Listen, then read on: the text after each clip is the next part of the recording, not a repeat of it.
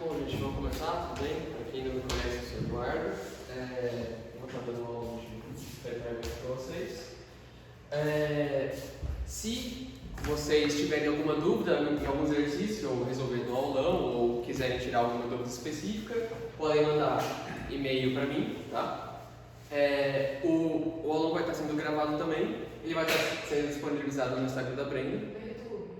Sim. No Instagram não tem.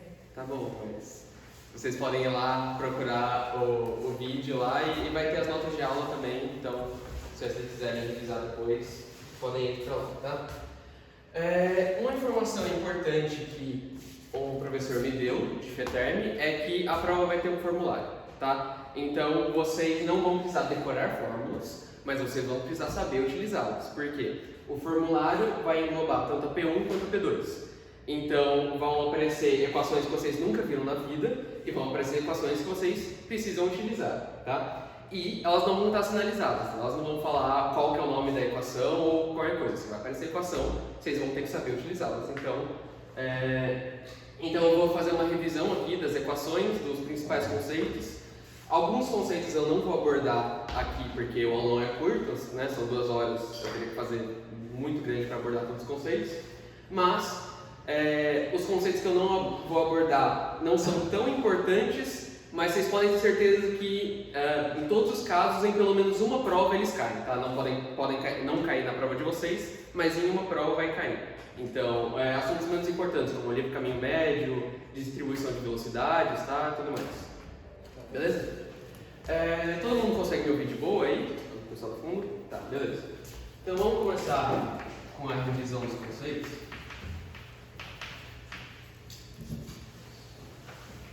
E primeiro eu vou falar de fluidos. Tá. Para fluidos, a gente tem algumas equações importantes, que é aquela primeira parte do curso. Pode falar? Pode escrever por giz, esse rosa eu não consigo. Não dá para ver. Tá. Se eu encontrar a cor. Eu acho que eu vou ter que escrever tudo de branco, porque o rosa eu pegava melhor.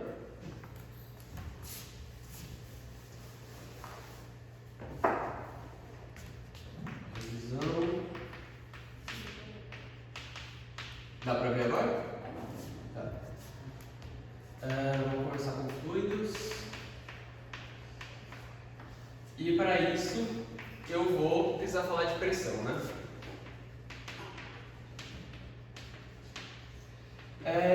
Para pressão a gente tem 2 fórmulas principais, tá? Que a gente precisa usar. É que a pressão ela é uma força dividida pela área, né? Então uma força sempre vai gerar pressão, isso vai depender da área e no que a força está sendo aplicada, tá?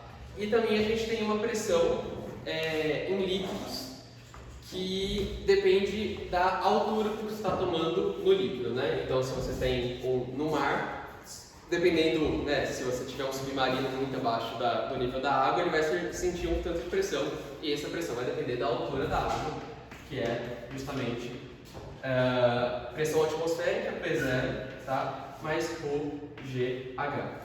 Rho, a densidade do fluido que está sendo tomado, no caso a água, gravidade e a altura que você está descendo, tá? Vamos falar também de empuxo.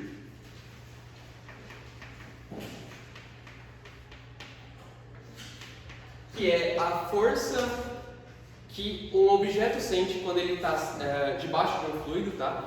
Então, se você tem uma bola debaixo da água, acho que todo mundo já tentou ir para a piscina e manter uma bola debaixo da água e você vê que é meio difícil porque ela sempre está fazendo uma força para cima. Essa é a força de empuxo, tá? E a força de empuxo, eu vou tirar o vetor aqui, mas vocês têm sempre que ter noção que o empuxo vai na direção da onde tem a menor pressão para a maior pressão, tá? Então, não, desculpa, da maior pressão para a menor pressão. Então, sempre quando você está aqui na área, né? E o caso da bola que eu falei, o empuxo sempre vai empurrar para cima, porque aqui embaixo a gente tem maior pressão, aqui em cima a gente vai ter menor pressão. Ele sempre vai empurrar para cima, tá?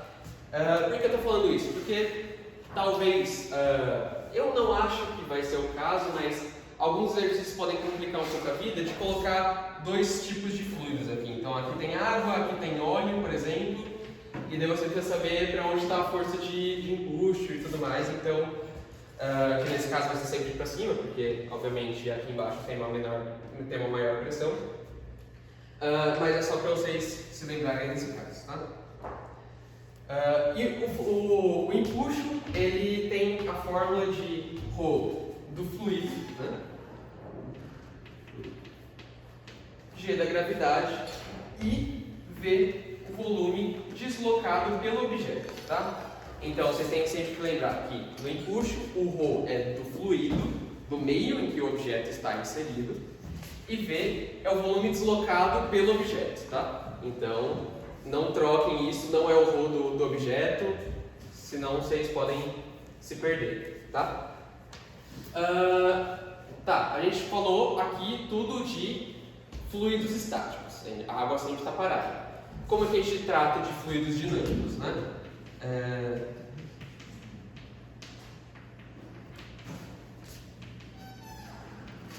Então, para falar de fluidos dinâmicos, a gente vai ter algumas equaçõezinhas que a gente vai ter a equação da continuidade. Deixa eu...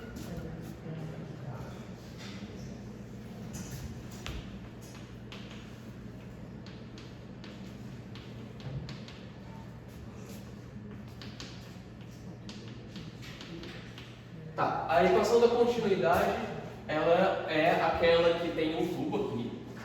E esse tubo, ele vai ganhar uma certa área, tá? Então, a área do tubo em um dado intervalo é essa área A1 e a área da outra seção do tubo é A2. Se a gente for lembrar da equação de continuidade, a gente sabe que sempre toda água que entra, ela vai ter que sair. A água não vai se perder ali no meio, se a gente estiver falando de fluidos ideais, tá? Na grande maioria das vezes a gente está falando de fluidos ideais, que você não tem turbulência, você não tem coisas que podem dificultar seu sistema, então toda água que entra vai sair. Se toda água que entra vai sair, a gente vai ter que a área 1 vezes a velocidade com que a água entra aqui, que é V1, vai ser igual a área 2 vezes a velocidade que sai do tubo, tá? Então a gente vai ter... Deixa eu...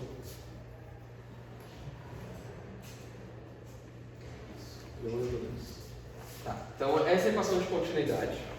A gente vai ter também a equação de Bernoulli.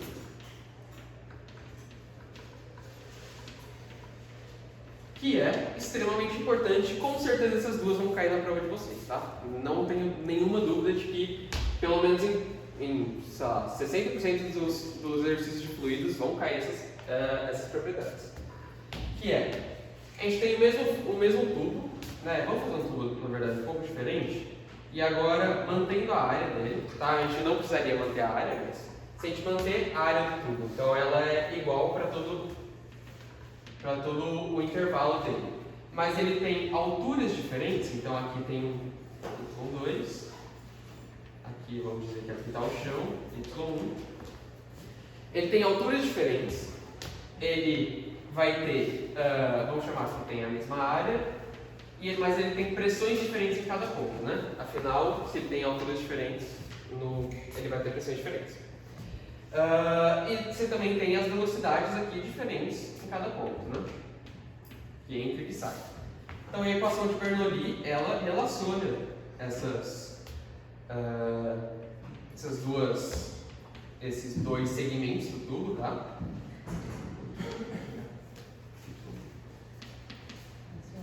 Vamos escrever demais.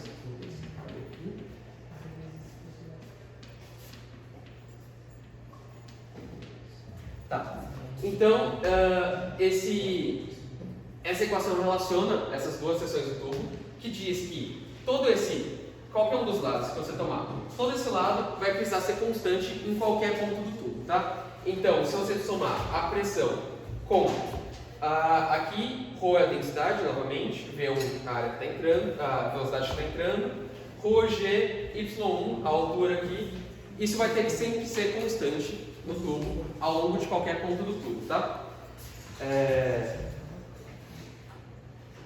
Isso daqui, caso vocês não saibam, sai de uma conservação de energia, tá? Pressão, que vai gerar uma energia que causa força, energia cinética e energia potencial, tá? Elas têm, claramente tem cara de energia cinética e claramente tem cara de energia potencial gravitacional.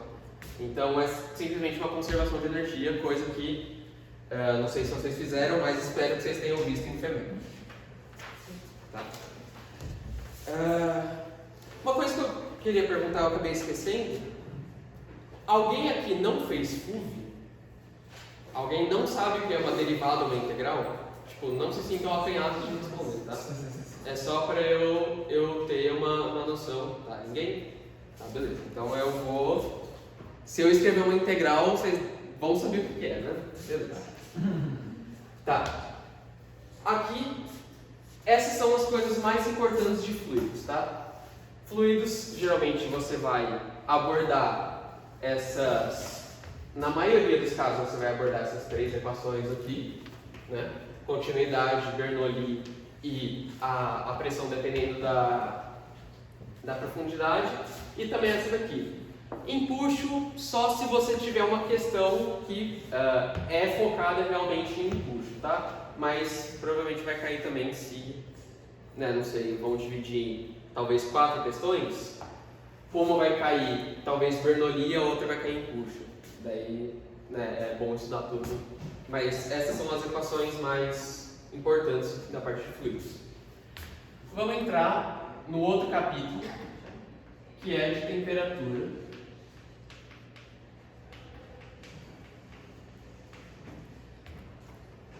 E gases ideais.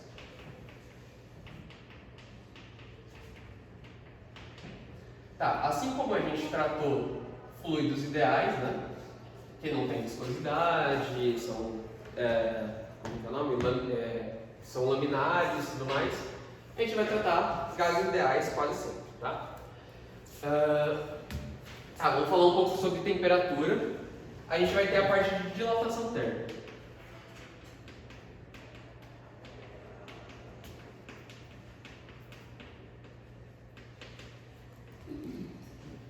Dilatação térmica, simplesinha, você tem as equações para cada um dos tipos de dilatação, né? A taxa, a variação da largura em uma barra, por exemplo, um objeto unidimensional, vai ser dada pela largura inicial vezes um coeficiente alfa, que é o coeficiente de dilatação térmica, vezes a variação da temperatura, tá? Mesma coisa para a área, vai ser área inicial vezes um coeficiente de dilatação térmica, que a gente vai chamar de gama, ΔT. Mesma coisa para o volume. Volume inicial, aqui é beta, ΔT. Tá.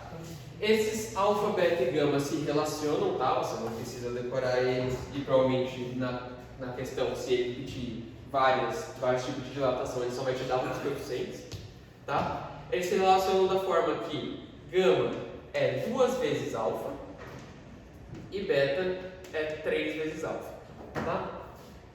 Porque é justamente tridimensional, bidimensional, unidimensional. Tranquilo, né? Tá. Passada a parte de dilatação térmica, vamos para a lei dos gases ideais.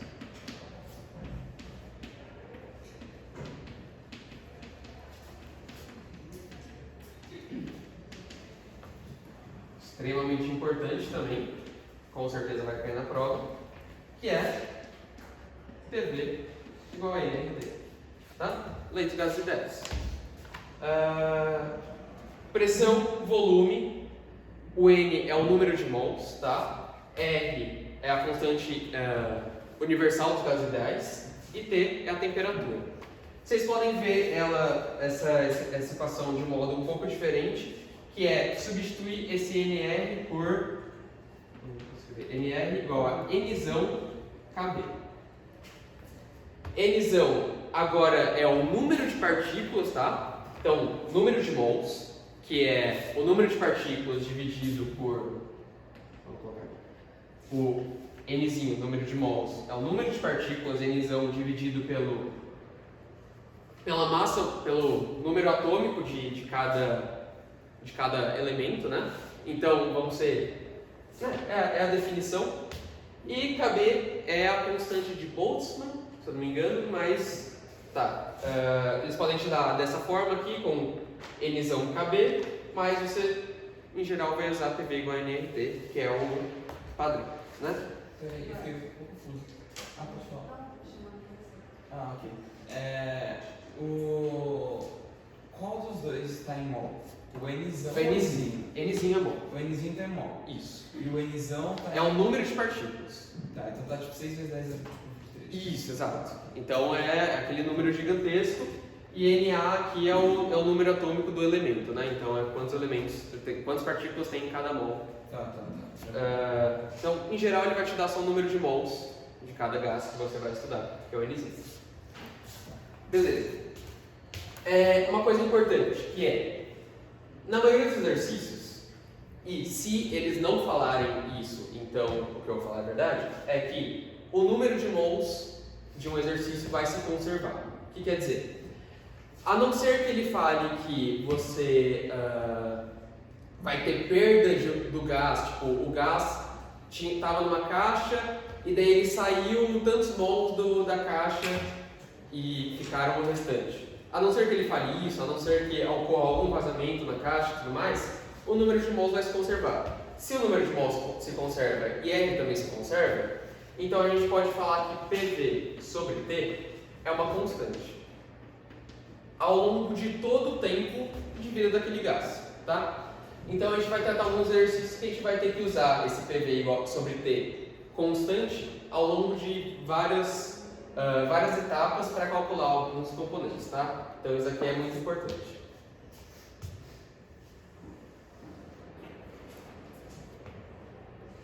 Tá, outra coisa que essa não é tão importante,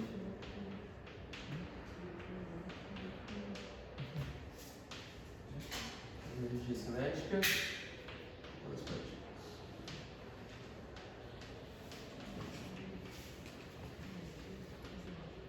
Tá, isso daqui eu não estudei quando fiz FETERM, muita gente não estuda, mas vai cair em alguma prova. Então assim, tipo, é só usar a fórmula?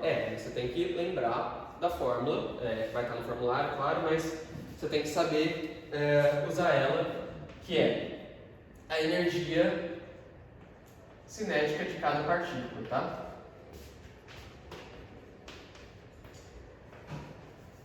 Esse aqui podia estar não gostei do jeito que isso foi.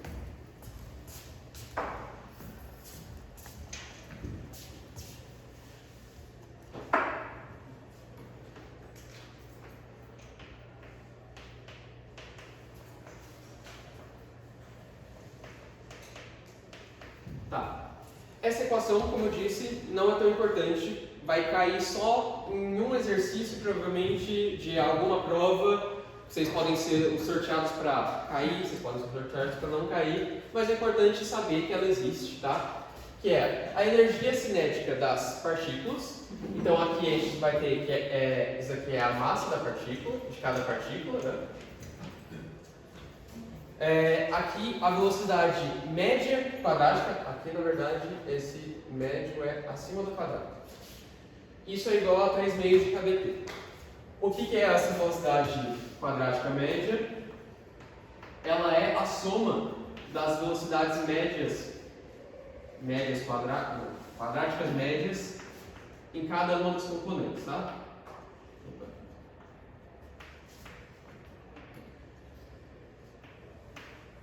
Tá? Então, se vocês tiverem a velocidade média das partículas em algumas dos componentes, vocês vão precisar usar isso para a velocidade média quadrática.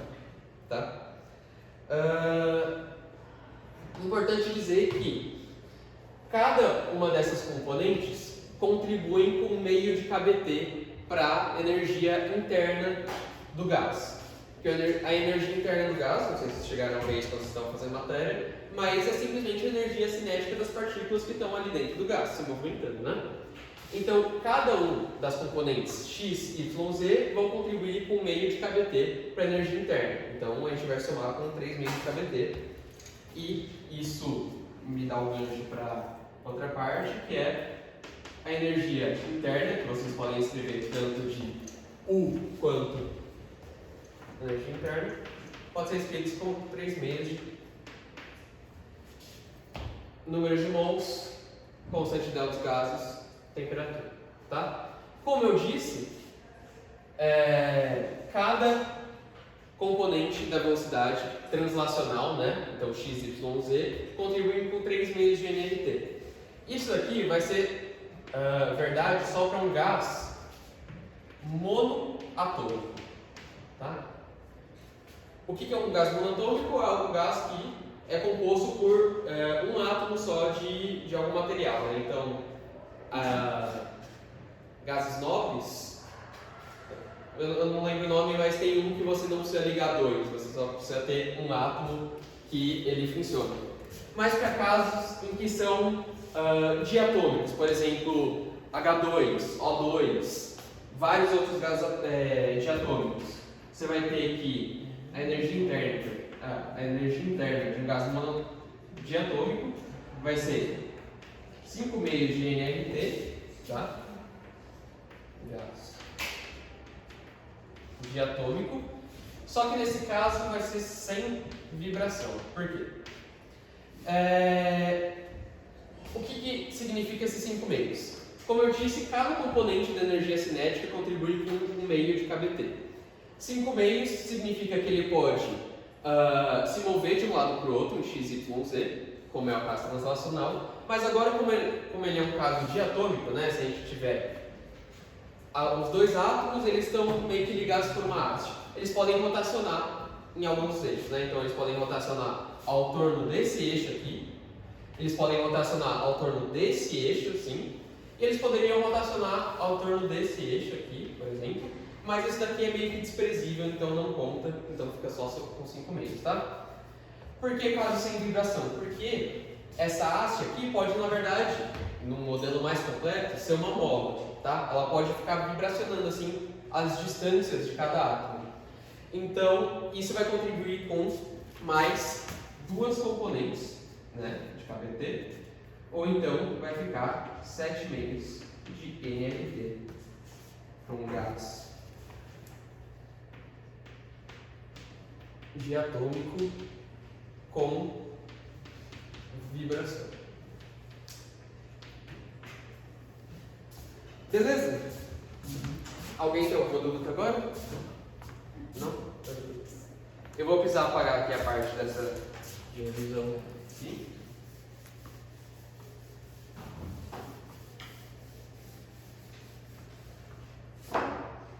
Para falar uma outra parte que não é tão importante, mas vai cair na prova de alguém.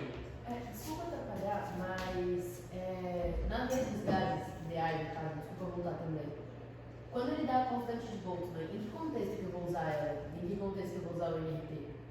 No contexto que eles te derem, alguma das duas. Alguma das duas eles vão te dar. Tá? Por exemplo, eu consigo saber a constante universal dos gases ideais, que é 8,3,15 joules por quilograma, eu acho. Porque é o que eles mais usam, tá? Então provavelmente você vai usar essa, mas eles podem também usar a constante de Boltzmann, que aí eu não tenho decorado. Mas em geral você vai usar a lei dos gases ideais, tá? A constante universal dos gases ideais. Tá, mais uma coisa que vai cair na prova de alguém, não sei de quem, mas que sempre ocorre, é a distribuição de velocidades, tá? Que é, como a gente falou ali da velocidade quadrática média, cada partícula vai ter uma certa velocidade, né? Só que ali a gente está tratando da média da velocidade quadrada, do quadrado das velocidades. A distribuição de velocidades é uma função de probabilidade, tá? Que ela vai ser dada a probabilidade de uma partícula ter uma certa velocidade. Então, geralmente, para um gás ideal, ela é mais ou menos desse jeito. Então você vai ter a probabilidade de uma partícula ter uma certa velocidade. Aqui a gente vai ter a velocidade mais provável. A gente vai ter a velocidade média em algum ponto aqui e a velocidade quadrática média em algum outro ponto aqui, tá? O que são essas velocidades? Né? Vou colocar aqui. A velocidade do valor médio quadrático, que vocês já devem ter ouvido falar, mas é simplesmente a raiz daquele termo que a gente colocou ali, que é a soma das velocidades quadráticas médias. Ela vai ser dada, se você quiser calcular assim. Geralmente eles te dão uma distribuição de gases ideais, que é a distribuição de Boltzmann-Maxwell, de Maxwell-Boltzmann. Mas eles podem te dar uma distribuição qualquer, tá? Então eu já vi exercício em que você tinha uma distribuição que era desse jeito e você tinha que calcular todas essas velocidades. Como que você faz isso? Você pode fazer desse jeito, mas você não ia ter essa informação. Você pode simplesmente fazer a integral, né, no infinito, da probabilidade dessa função probabilidade aqui, multiplicado com a velocidade ao quadrado dv. Tá? É assim como você faz o valor. O valor médio quadrado. Tá? Velocidade média. Como que você faz também? Parecido. Só que em vez de um v quadrado, você vai ter simplesmente um v. Tá? Outra velocidade que a gente vai precisar, a velocidade mais provável. Vou colocar MP, mas vocês sabem que é mais provável, que é a velocidade que está no pico aqui, tá? Como que você encontra o valor máximo de uma função? Aí a gente vai precisar usar fluxo, né?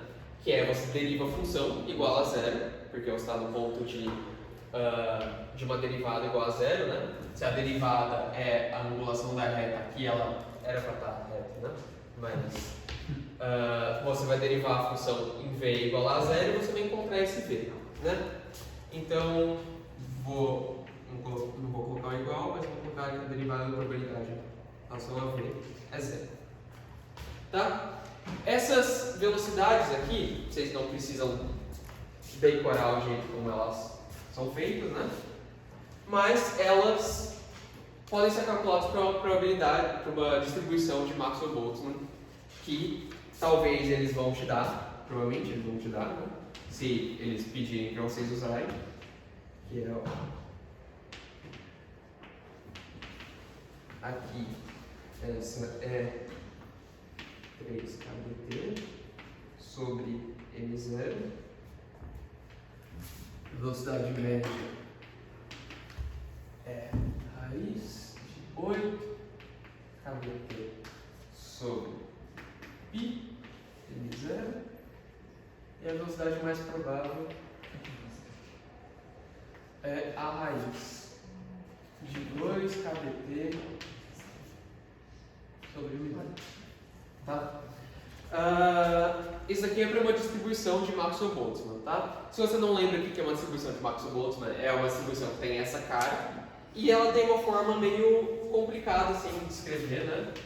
Que é 4π m0 sobre 2πkBt elevado a 3 meios de v quadrado exponencial de menos m0 v quadrado sobre kBt. Vocês provavelmente não vão precisar usar isso, tá? Eu acho que nenhum professor é canalha o suficiente para fazer vocês usarem isso. Mas, se vocês precisarem, essa é a distribuição de Maxwell. Tá? Uma outra coisa. Não é a última coisa, mas está chegando no final já da revisão. Rapidinho. O que seria esse m0? É a massa de cada partícula. Tá. Então deixa eu até achei que eu escrevi torto aqui. Então cada partícula vai ter uma massa, né, do gás, e vai ser essa a distribuição. Uma outra coisa, não tão importante, como eu disse, mas que vai cair na prova de alguém, você pode ser o sorteado ou não, é o livre caminho médio. O que é o livre caminho médio? É a distância média que as partículas conseguem andar antes de colidir uma nas outras, tá? Então, se o gás é cheio de partículas e as partículas estão se movimentando rapidamente, elas têm um certo período antes delas colidirem uma nas outras, que a colisão vai acontecer, e esse caminho médio mede essa distância, né? Que vai ser 1 sobre raiz de 2 pi ao quadrado, 1 sobre d, tá? Então é importante vocês lembrarem dessa fórmula, tá? Talvez caia na prova de vocês, talvez não, mas vai estar no formulário novamente, vocês só precisam lembrar sobre o que é cada fórmula que vai estar no formulário, tá? Esse D aqui, agora eu não lembro direito o que é o D, eu acho que é o diâmetro de cada partícula, tá? Não tenho o diâmetro de cada partícula, esse vai ser o D, beleza? Tá. Saindo dessa parte de gases ideais, a gente vai falar de calor, que já é o capítulo 3 do Survey, né? Já está passando o 3 da matéria, está no Survey, a gente já vai passando assim rápido. O calor são aquelas formas de térmicos no ensino médio, né? Vocês provavelmente já viram isso, já usaram bastante, até para entrar aqui, que é, a gente tem duas fórmulas, MC delta T, o famoso Q-macete, né? E também o T igual a ml, que é o Q-mol. Tá, o que tem de importante nessa parte de calor é que massa do objeto, calor específico é uma constante que depende de cada objeto, variação de temperatura, e esse L aqui é a constante de transferência de fase, né? Então, por exemplo, se a água tem uma água e ela está virando gelo, você vai ter uma constante de calor latente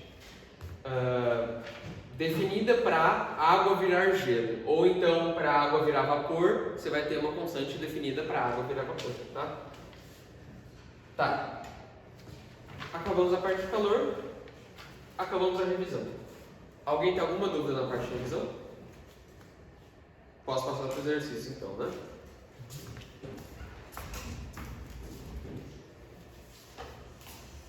Tá, eu separei 2 exercícios de fluidos e 2 exercícios daquela parte de temperatura, calor e gás ideal, tá? Partes que eu não vou cobrir, que eu disse que são as partes menos importantes, mas que, né, novamente, vou repetir mais uma vez, vai cair na prova de algum sortudo. Distribuição de velocidades, livre caminho médio e a parte de energia cinética de partículas, tá? Essa parte eu não vou cobrir com um exercício. Mas vamos começar? Todo mundo consegue ler o exercício?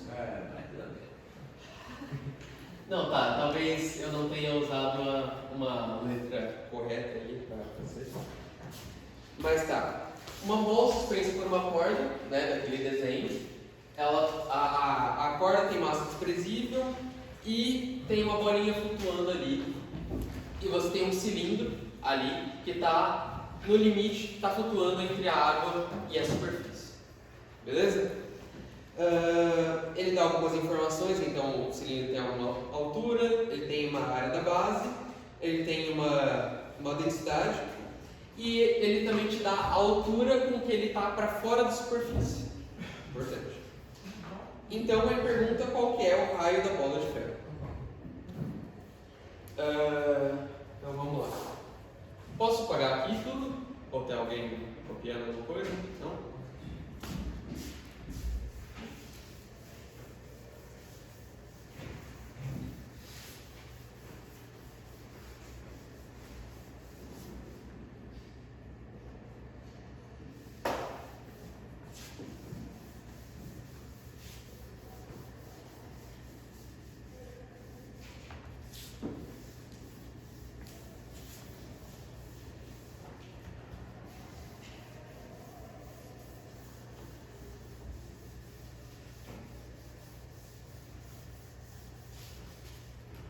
Tá, então vamos lá. Nesse exercício, a gente tem esse cilindro, né? A área circular dele está aqui embaixo. Aqui tem outra área. Aqui ele está prendendo uma bola.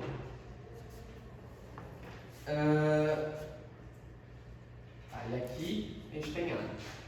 Beleza. Deixa eu ver aqui. Tá.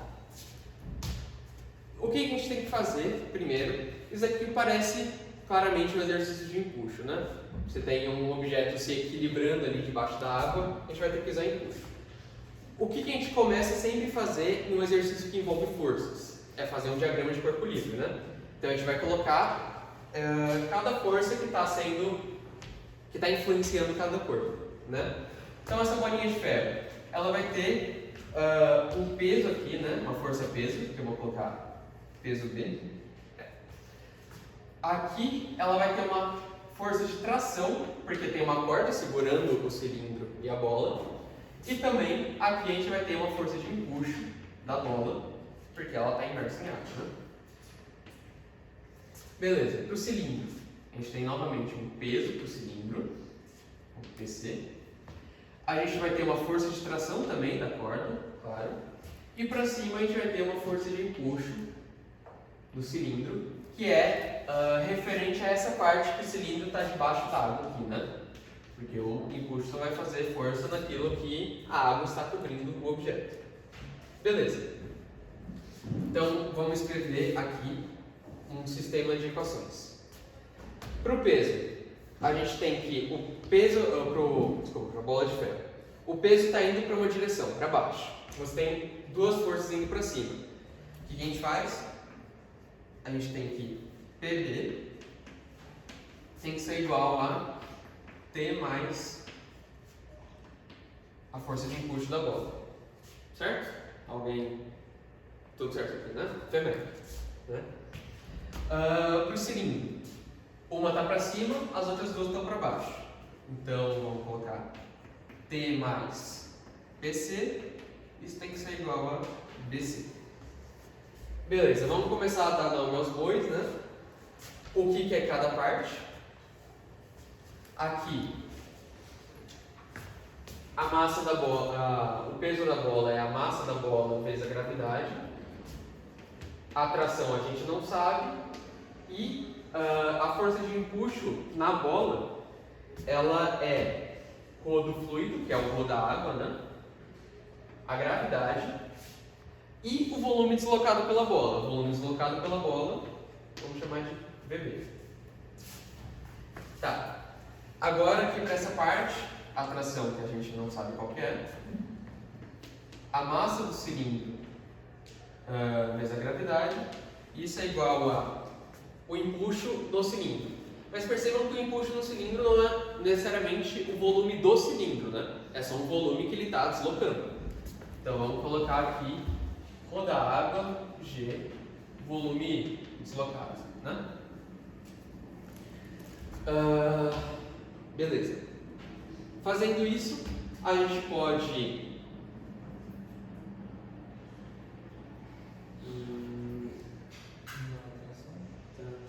então a gente pode isolar a tração, exato. É que eu só estava vendo se eu não tinha escrito errado aqui nas notas. Tá? A gente isola a tração, então vamos isolar a parte de cima, menos ρ, A, G, V da bola, e vamos substituir essa parte embaixo, né? Então aqui vai ficar MB, G, menos ρ, A, G, V, mais massa do cilindro, gravidade, igual a ρ, A, G, V deslocado. Beleza. Mas uma coisa que a gente não tem é a massa da bola e a massa do cilindro. O que a gente faz então? A gente pode usar, se vocês perceberem, o exercício deu a densidade do material que compõe a bola de ferro e a densidade do material que compõe o cilindro. A gente pode usar aqui como a densidade, né? Densidade de qualquer objeto é a massa pelo volume que ele ocupa. Então, a gente pode falar que a massa é a densidade vezes o volume que aquele material ocupa, né? Então a massa da bola de ferro, ela vai ser o rho da bola de ferro vezes o volume da bola. Mesma coisa do cilindro, né? Massa do cilindro é o rho do cilindro, volume do cilindro, tá? Então agora a gente vai substituir tudo isso ali embaixo. Só deixa eu ver se tem uma coisa. Tá, uma coisa que a gente pode fazer já de cara quando tem que ficar escrevendo um monte de termos, é cortar essa gravidade que está aparecendo em todos os termos, né? Divide pelos dois lados na gravidade, vai sumir tudo. Tá, vamos substituir ali, vai ficar OB VB menos OA VB mais OC VC é igual a OA V deslocado. Beleza, né? Dá pra gente isolar essa parte do volume da bola, né? Primeiro a gente coloca ela em evidência. ρB menos ρA é igual a ρA. Vou colocar só o VD, tá? Menos OC VC. Isolo o volume da bola.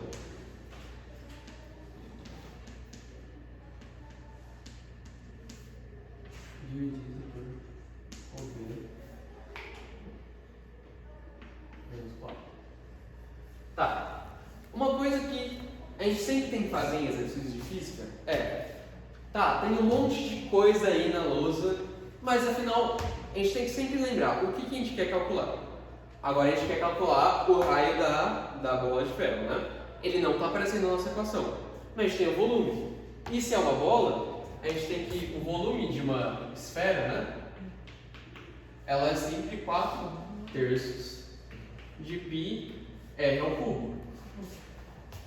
Tá?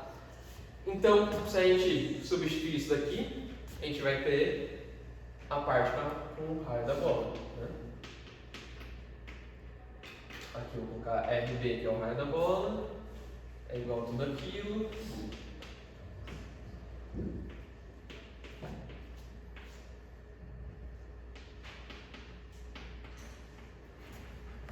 Tá, agora a gente isola esse raio da bola.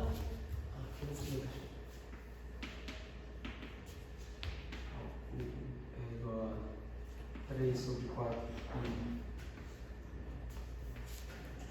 ρA VB menos ρC VC dividido por ρB menos ρA.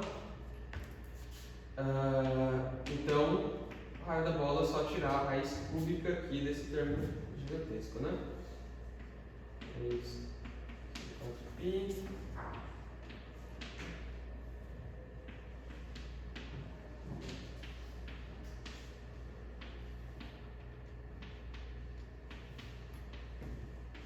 Beleza. Tá, então, sem substituir todos os valores, lembrando que o volume do cilindro ele é dado pela área da base, né? Vezes a altura do cilindro. Vamos chamar a altura de H. Deixa eu colocar H. Vou colocar H maiúsculo aqui. E o V deslocado é a área do cilindro vezes um Hzinho, que é a altura que está dentro da água, né?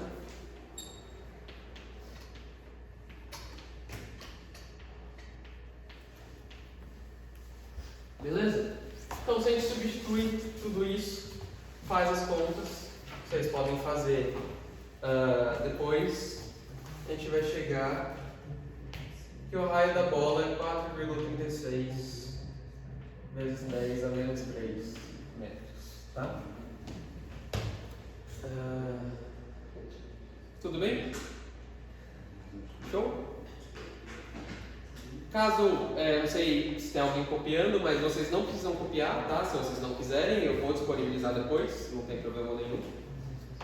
Alguém não entendeu o que eu fiz? Em nenhum momento assim, se perdeu totalmente? Eu me perdi uma passagem.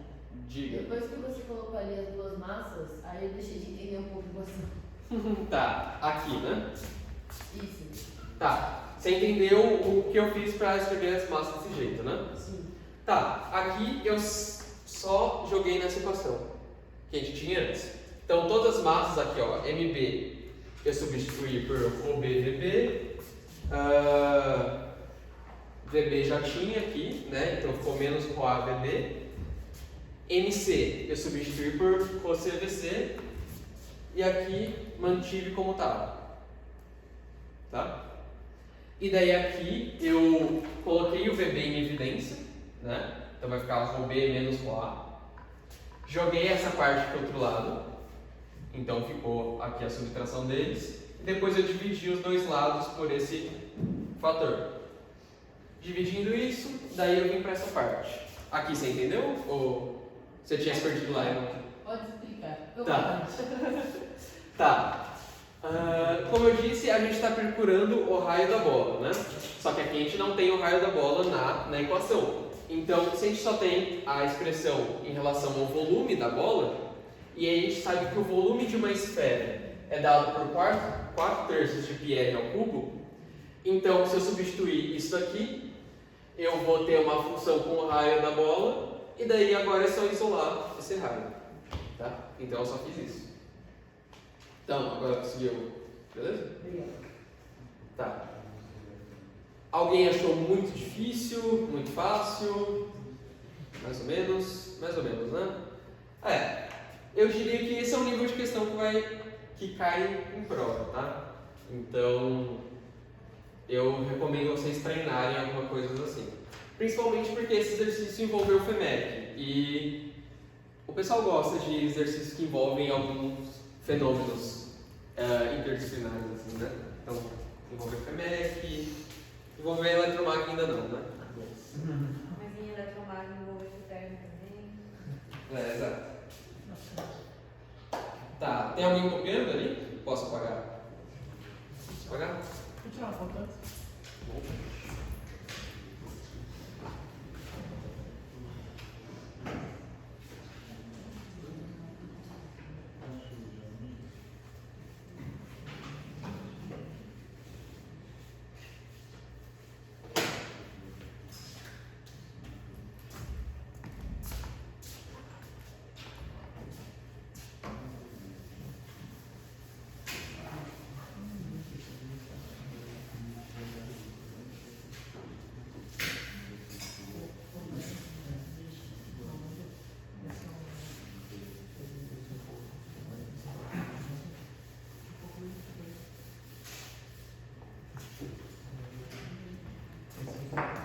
Tá, o próximo exercício a gente vai tratar de.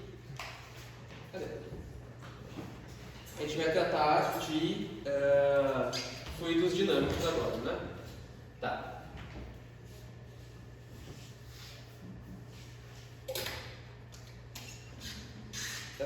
Não sei se vocês já leram, mas a gente tem um recipiente cheio de água, né? E essa água vai fluir por um sifão desse estilo, tá? A primeira pergunta que ele pede, ele não está dando nenhuma informação sobre o sistema, ele só está falando que o sifão precisa estar cheio para que isso ocorra. Mas assim que o sifão estiver cheio, a gente pode falar o seguinte. Ele pergunta, qual que é a velocidade da água no ponto C, que é ali no final do sifão, né? Tá, como que a gente faz isso? Esses exercícios de procurar velocidade, procurar pressão, exercícios que envolvem Bernoulli, é sempre uma mágica que você tem que fazer para você encontrar o ponto certo que vai te dar as informações certas, tá? Porque a gente sempre pode usar aquela informação de que pontos no mesmo fluido que estão na mesma altura, eles vão ter a mesma pressão, né? Então você sempre vai poder usar isso e é isso que vai fazer você ter a intuição de qual ponto usar para resolver Bernoulli, né? Então vamos desenhar aqui, esse é o ponto C. Tá, aqui o fundo é H2. Daí aqui tem o nível da água que é D. E a altura do sifão é H1. Beleza. Tá, como que a gente faz isso? Se a gente quer encontrar a velocidade em C, e se a gente vai usar Bernoulli, a gente tem que primeiro escolher o ponto C aqui, né? Vai ser uma das partes que a gente vai usar Bernoulli. Porque, novamente, a gente vai usar Bernoulli porque a gente quer saber velocidade, é a única equação que relaciona velocidade com pressão e tudo mais. Então, sempre nisso a gente vai usar Bernoulli, tá? Primeiro ponto que a gente tem aqui é o C. O segundo ponto que a gente pode escolher para facilitar a vida é um ponto aqui na superfície da água. A gente pode escolher isso porque, novamente, o fluido inteiro é água, então a gente não tem nenhum problema com escolher esse ponto, ele faz parte do sistema, tá? E eu vou escolher esse ponto porque aqui ele simplesmente já tem ele só tem pressão e é uma pressão conhecida, tá? Mas primeiro vamos escrever a equação de Bernoulli, então vamos chamar esse ponto aqui de A. A já tem. Vamos chamar esse ponto aqui de D. Não, D ainda não tem. Tá, então aqui a gente tem a pressão em D, por velocidade em D ao quadrado, mais por G YD igual a PC, mais meio por VC ao quadrado, mais rho GYC. Tá. Por que eu escrevi esse ponto? Vocês percebem que a água aqui, ela não tem uma velocidade muito grande, podemos dizer assim. Por exemplo, se você tem uma piscina e você está jogando água para fora da piscina por meio de uma mangueira, ou você está jogando água dentro da piscina, a altura da piscina não vai mexer rapidamente. Ela vai demorar bastante para mexer. Tipo, então a água está se movendo aqui, ela tem praticamente uma velocidade.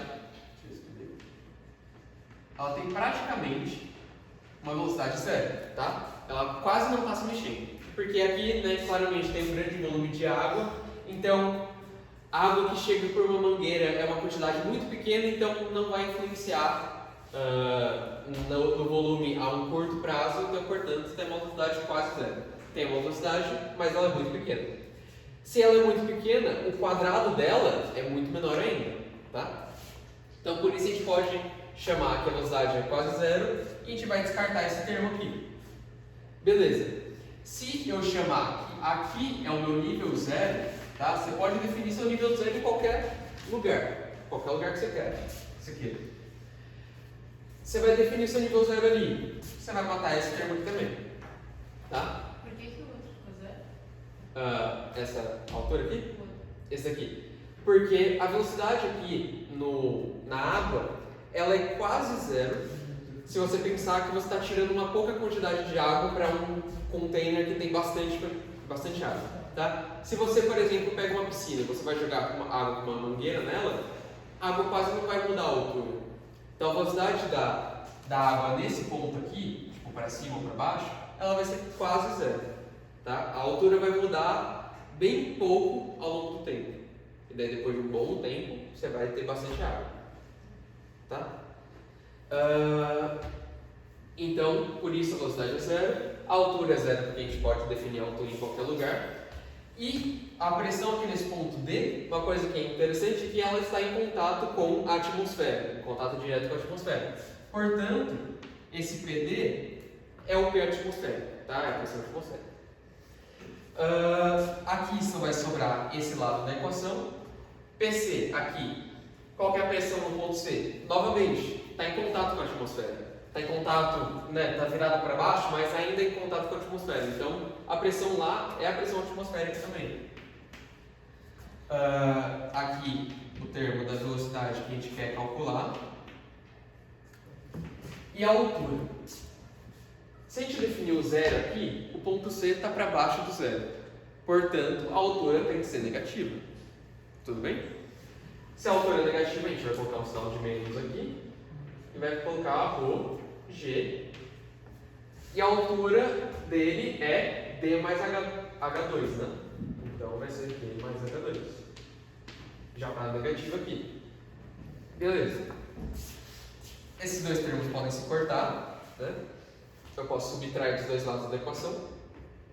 Tranquilo. Então eu vou chegar com 0 é igual a meio de ρ GC ao quadrado menos ρg d mais h2. Essa parte aqui eu posso somar os dois lados ou jogar essa parte para o outro lado aqui.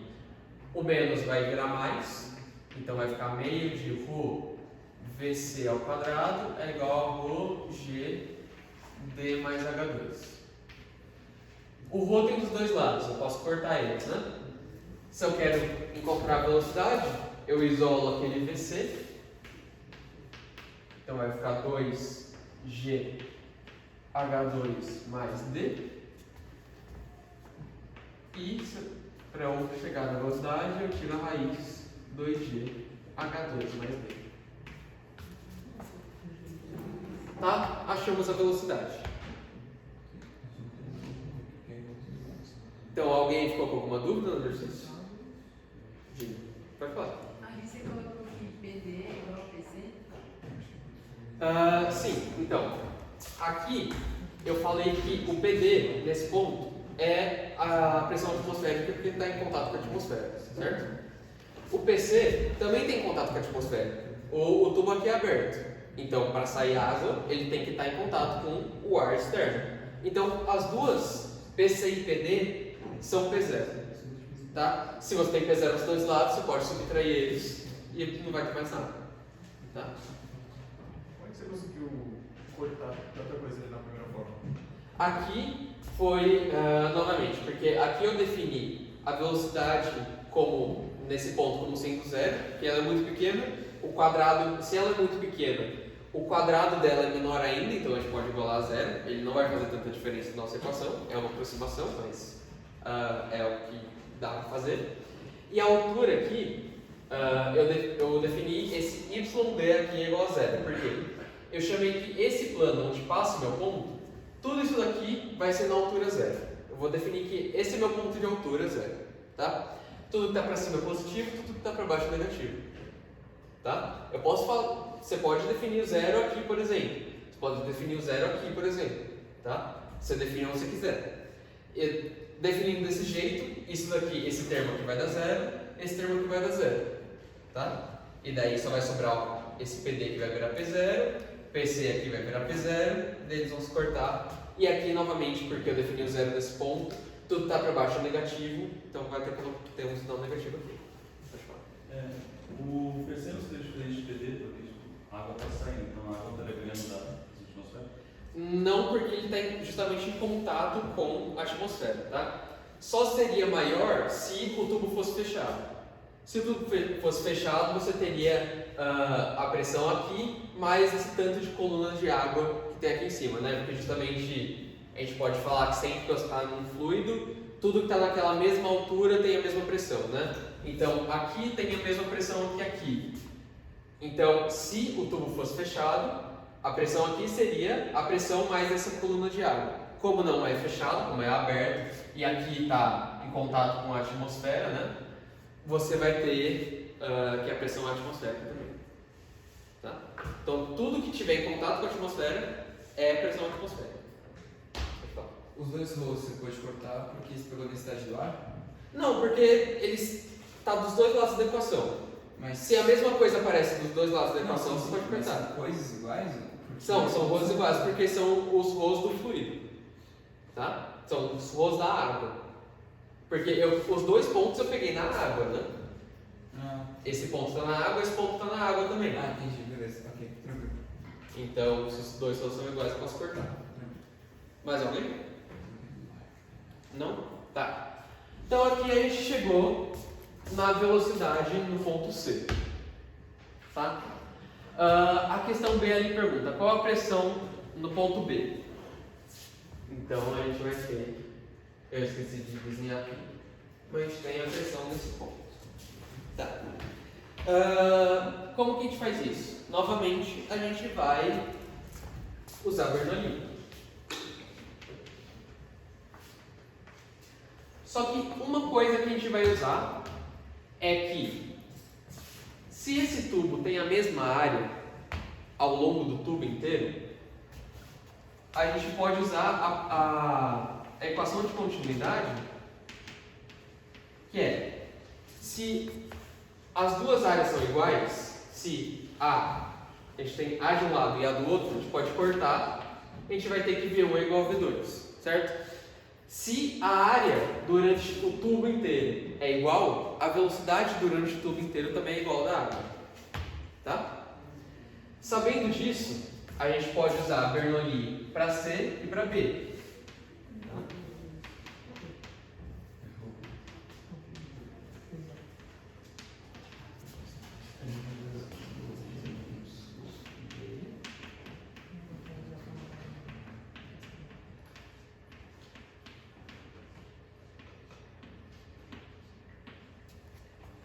Tá, todo mundo entendeu isso aqui, né? A velocidade é sempre igual em qualquer ponto do tubo, porque por causa da equação de continuidade, tá? Se a velocidade é igual, a velocidade em B é igual à velocidade em C, né? Se as velocidades são iguais, esses dois termos aqui são iguais, e eu posso cortar. PC, a gente já sabe que é P0. E daí agora a gente vai substituir os outros termos, né? A gente quer encontrar PB, então vai ficar PB mais ρg. A altura de B, se eu definir o zero nesse ponto, B está a uma altura de H1, tá? Então é ρg H1. Isso vai ser igual a P0, que é a pressão do C, mais a altura do C, que novamente ela é negativa, né? ρg H2 mais D, né? Faz aqui? Isso aqui, né? H2 mais D. Beleza. Se eu quero isolar a pressão do B para descobrir ela, a pressão do B eu jogo esse termo aqui para o outro lado, ou subtraio os dois lados, né? Vai ser P0 menos ρg. Se está tudo em ρg aqui, eu já vou colocar em evidência, vai ficar H1 mais H2 mais D. Tá? Então a gente encontrou a pressão em B. E, novamente, a pressão em B é menor do que a pressão atmosférica, né? A pressão atmosférica menos alguma coisa. Então ele perde pressão quando ele está lá em cima. Tudo bem? Alguma dúvida nessa parte aqui? Tá, agora na alternativa C. Até que a altura máxima, H1, esse sifão pode fazer a água subir. Tá. O que faz a água se movimentar quando você tem uma mangueira? É a pressão que a água sente em uma das pontas, né? Então, por exemplo, se você... eu não sei vocês, mas eu fazia isso muito na infância, que era, eu estava bebendo alguma coisa de canudo, eu puxava o líquido e tampava uma parte do canudo. Se eu tampo uma parte, ali não vai ter mais pressão. Porque antes tinha pressão atmosférica, eu tampei e não tem mais pressão. Não vai sair mais líquido do outro lado, tá? Porque o que faz o líquido sair é a pressão que ele enfrenta em um dos lados, e daí isso vai gerar a velocidade do líquido. Então, para que o líquido não passe mais por esse sifão, no ponto B, para que a água não consiga mais passar desse ponto aqui, a pressão do ponto B vai ter que ser zero, tá? Então, se eu não tiver pressão, não vai ter velocidade da água. Então eu vou colocar PB igual a zero.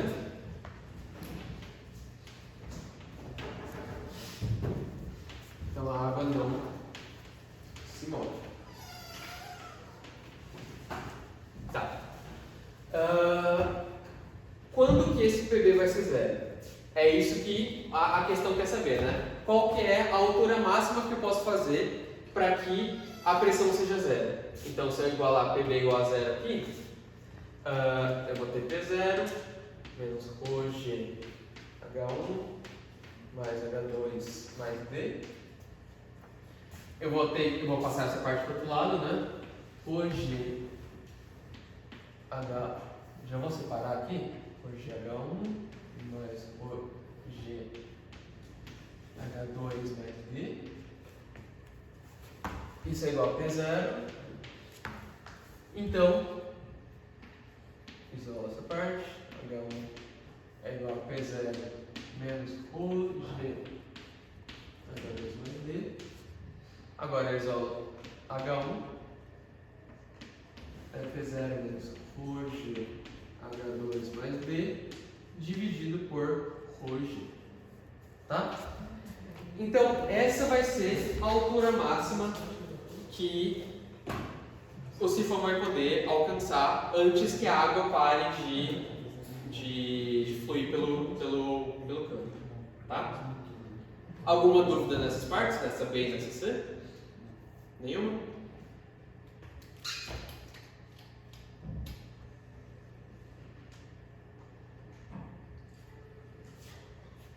Tá, tranquilo. Acho que a gente ainda tem uma hora, né? Tá, vamos ver se dá pra fazer tudo.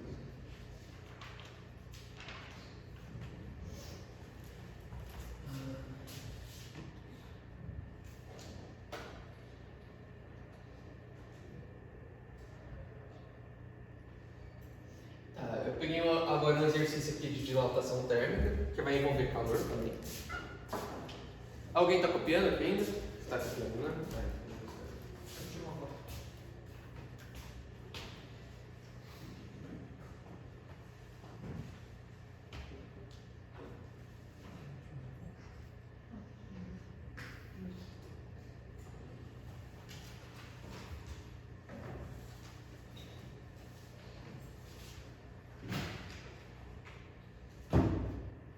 Tá, posso ir?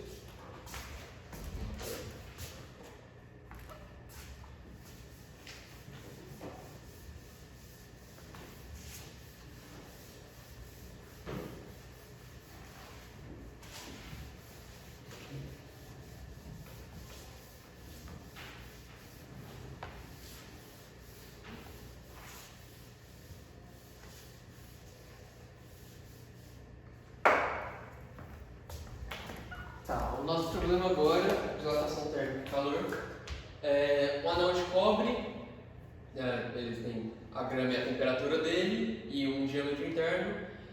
Esse anel, eu vou colocar uma esfera de alumínio em cima desse anel e elas têm diâmetros diferentes, tá? Mas a esfera está muito mais quente do que o anel, tá? Então o anel está em 0 graus e a esfera está em 100 graus.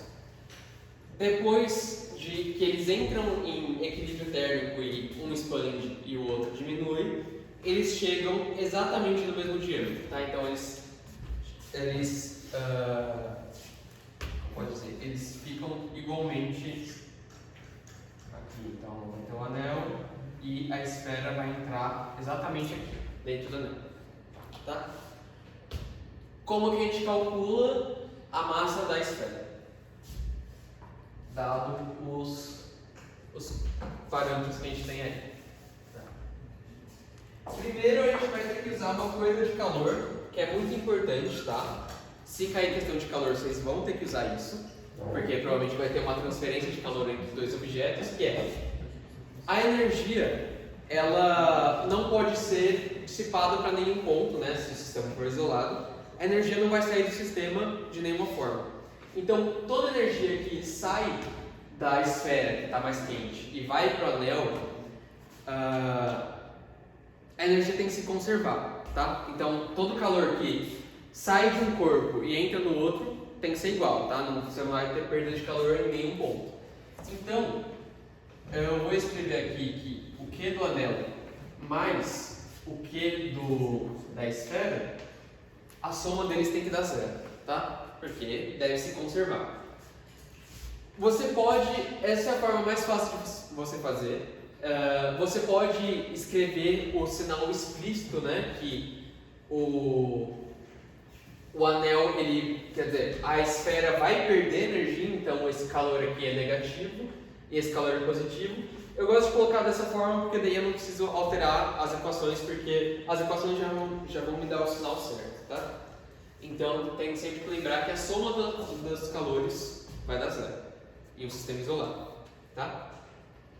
Se a soma dos calores vai dar zero e aqui a gente só está tratando de uma variação de temperatura, a gente vai usar a equação mais conhecida, né, do calor, que é a do quimacete.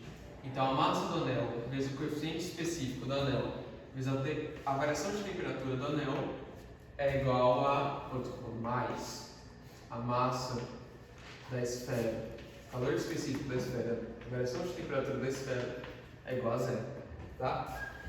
Se a gente abrir essa variação de temperatura aqui, né, entre uma temperatura final de equilíbrio, né, porque elas vão ter que chegar em equilíbrio alguma hora, né, e essa vai ser a temperatura final dos dois corpos, menos a temperatura inicial de cada um deles, né, então menos a temperatura inicial do anel aqui nesse caso, e aqui vai ser a temperatura final menos a temperatura inicial da esfera, isso tem que ser igual a zero, tá?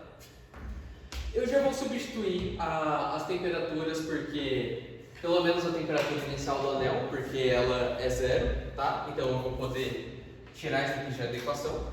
Em geral eu não tiraria, mas isso vai facilitar as contas, porque vocês vão ver que a gente vai ficar com uma grande quantidade de equações, de termos da equação, desculpa. A gente vai querer isolar essa parte aqui, que é a massa da esfera, certo? Isso. Então vamos jogar essa parte ali para o outro lado. A gente vai ficar a massa da esfera, CE, TF menos TE. Isso é igual a menos MA CA TF. Então, massa da esfera é massa do anel, calor específico do anel, temperatura final do anel. E eu vou pegar esse menos e eu vou colocar aqui na parte de baixo, tá? Porque essa parte aqui vai vir dividindo, certo? E daí eu vou colocar o sinal de menos. Vou fazer isso instantemente, né? Não vai me matar.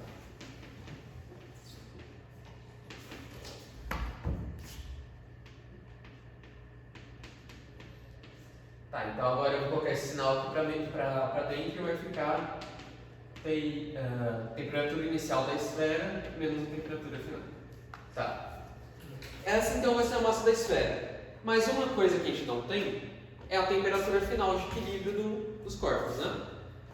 Pode falar. Vou colocar o calor específico da esfera. Faltou. Calor específico da esfera. Tá, isso, né? Isso, correto. Tá, a gente tem isso, essa vai ser a massa da esfera, mas a gente não tem uma coisa que é muito importante, que é a temperatura final, né? A temperatura de equilíbrio. Como que a gente calcula isso? A gente vai calcular as dilatações térmicas de cada um dos materiais e saber que o comprimento final deles tem que ser igual, né? Se uma vai conseguir caber exatamente na outra, então o comprimento delas tem que ser igual, tá? Então, para isso, a gente vai escrever as equações de dilatação. Ali ele usa o D maiúsculo para o anel, né? Então o D maiúsculo vai ser do anel. Aqui, delta do anel. E o D minúsculo vai ser para a esfera.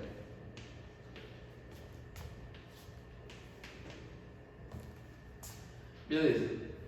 A gente pode expandir essa variação aqui, que a variação é simplesmente o final menos o inicial, né?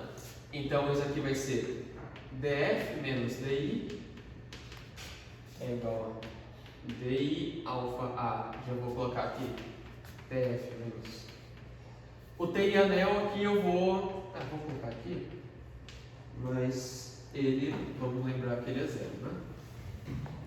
E aqui o dfzinho menos DI é DI alfa da esfera TF menos temperatura inicial da esfera. Tá. A gente sabe que os comprimentos, os diâmetros, eles vão ter que ser iguais no final, né? Então, eu vou isolar cada um deles e vou igualar eles, tá? Mais uma coisa, por que eu estou usando diâmetro se eles são... aqui eu estou fazendo a dilatação do diâmetro, né? Por que eu estou fazendo a dilatação do diâmetro, no caso da largura, né, de uma variável unidimensional, se os meus objetos são tridimensionais, né? Eu tenho uma esfera e eu tenho um anel. Por que eu estou fazendo isso? Porque por mais que você faça a variação unidimensional, bidimensional, tridimensional, você vai acabar chegando na mesma coisa, porque o coeficiente de expansão térmica não vai ser o mesmo, né? Ele vai diferir para cada um dos termos. Então, se eu quisesse, nesse caso, como eu tenho o diâmetro inicial deles, eu acho mais fácil calcular a variação do diâmetro, mas eu poderia ver a variação da área superficial da esfera, por exemplo, e ver como isso muda. Pode, mas esse é o jeito mais fácil, tá? Nesse caso.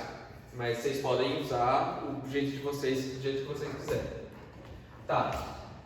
Se eu for isolar cada um dos termos, eu vou ter que o DF já vou colocar o DI aqui em evidência, ele é alfa TF menos 1, não, desculpa, mais 1, porque ó, DI está negativo, passou para esse lado e ficou positivo. Coloquei o DI em evidência, então vai ficar esse termo mais 1 do DI que estava aqui, tá? DF igual a DI, alfa da esfera, aqui vai ficar um TF menos T inicial da esfera, mais 1. Beleza? Vou igualar eles então. Vou ficar com DI alfa A TF mais 1 igual a DI alfa E TF menos mais 1. Tá, agora eu vou ter que, se eu quero encontrar a temperatura final de equilíbrio térmico, então eu vou precisar isolar cada uma delas, né? Alfa A TF mais DI, isso é igual a DI alfa E TF menos DI alfa E DI mais DI. Tá, se eu passar essa parte aqui para esse lado e passar essa parte para esse lado, ou tanto faz, né? Eu vou ter DI alfa A. Não, desculpa, eu vou colocar o TF em evidência já. DI alfa A menos DI alfa E. Passei esse termo para esse lado, coloquei em evidência, agora eu vou passar esse termo para esse lado. DI menos DI, mais Dzinho, menos DI alfa E DI. Beleza, então agora é só passar dividindo aquele termo, né? Esse é o exercício mais chatinho, porque tem bastante conta, tem bastante variável, mas eu acho que ele é um tanto fácil conceitualmente, né? Não sei o que vocês acham, mas eu achei importante fazer, porque se vai cair exercício de dilatação, vai cair alguma coisa desse tipo, tá? DI alfa A menos DI alfa E. Tá. Ali ele dá todos os coeficientes, né? Se eu quiser substituir aí, sinta-se à vontade. Eu vou colocar só o resultado final.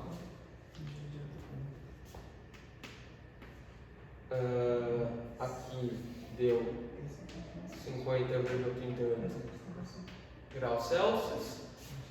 Tá, agora que a gente tem isso, se a gente for igualar nessa parte aqui, ó, que ficou muito junto, mas se ele for igualar nessa parte, a massa da esfera vai ficar 8,7 mais ou menos, né? 8,7 gramas. Tá? Tomem cuidado com as unidades. Vocês já fizeram FEMEC, vocês sabem que unidades podem pegar vocês na hora da prova. Tá? Aqui eu coloquei em gramas porque eu deixei tudo em gramas e daí os calores específicos eles estão em gramas também, então aí não tem problema de usar. Mas lembre-se bem de tomar cuidado com as unidades, tá? Tudo bem esse exercício? Alguém tem alguma dúvida? Tranquilo, né? Conceitualmente não foi muito difícil não. A única coisa chata é que tem variável para o cacete.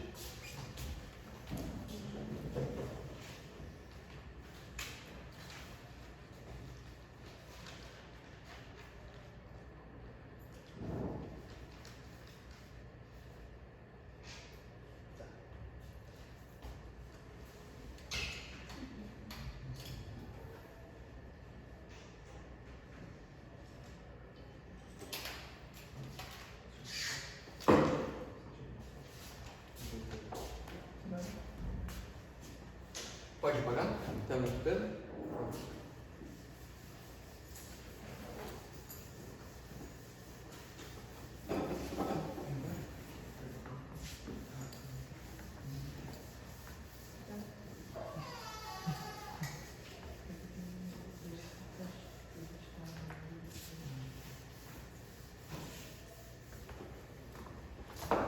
Tá, o próximo exercício é sobre. Agora a gente vai começar a parte de gases ideais, tá?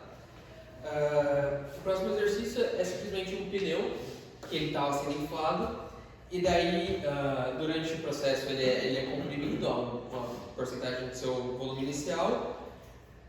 Ele pede a temperatura, né? Não, desculpa, ele dá a temperatura e ele pede a pressão do pneu depois desse primeiro processo de compressão. Depois o pneu ele vai aumentar de volume novamente e a gente vai querer ver a nova pressão, tá? Ele deu a temperatura também. Exercício fácil, tá? Mas que é importante conceitualmente para treinar a parte de gases ideais, que é a gente sempre tem que lembrar que se o tanto de ar, o tanto de partículas que está no seu sistema não mudou, então PV sobre T vai ser constante, tá? Sempre isso. Por quê? Por que eu estou falando isso? Porque a gente vai ter que usar isso para encontrar as novas pressões, né? Se a gente chamar o processo inicial que ele estava de 1, né? Então o primeiro estado estava em P1, V1 e T1. Se isso é uma constante, a gente pode igualar a mesma equação para o estágio 2, né? Que é na parte que o volume foi comprimido, tá? Então a pressão aqui que a gente quer vai ser isolando esse termo, então vai ficar T2, P1V1 sobre T1V2, tá? Só que daí tem uma coisa interessante que é V2, ele o ar do pneu foi comprimido a 28% do seu volume original, né? Então o volume 2, do estágio 2, ele é 28% do volume 1, né? Então ele é 28% de V1, logo ele é 0,28 V1. Tá? Se a gente substituir aqui,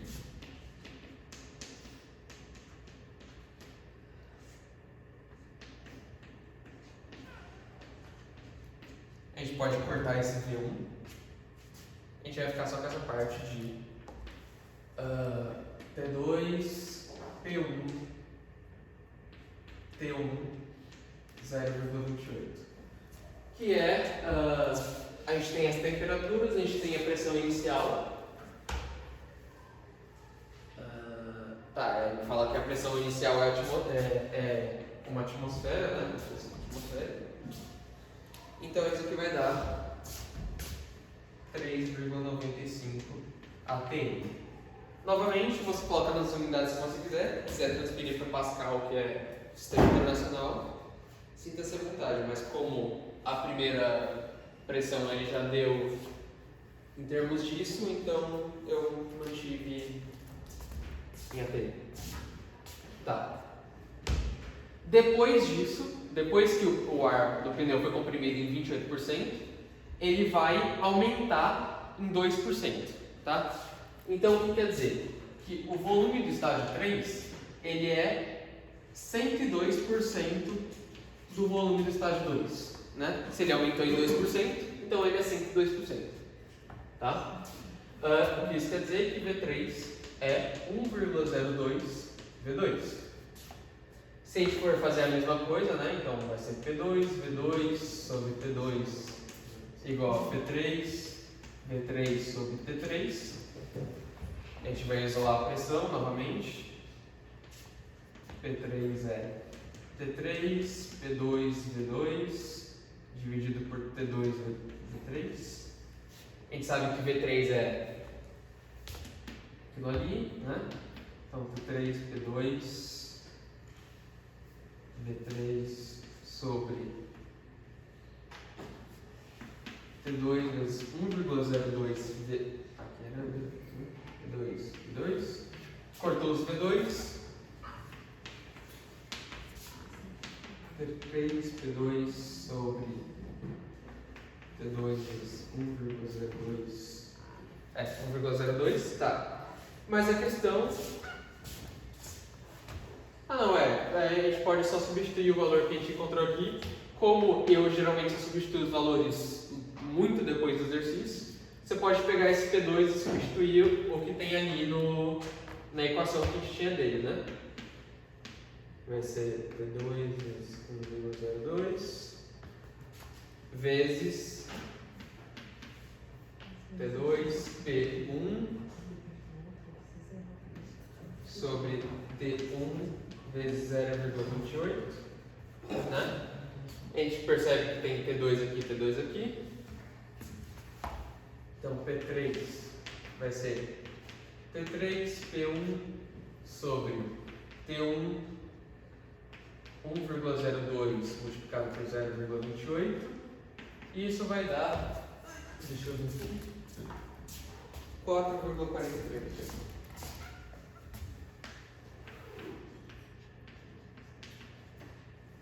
Beleza? Exercício tranquilinho, né? De pressão de leitos gasitérios. Tá? Tranquilinho, mas novamente importante para saber o conteúdo. Tá, acho que vai dar tudo para terminar tudo.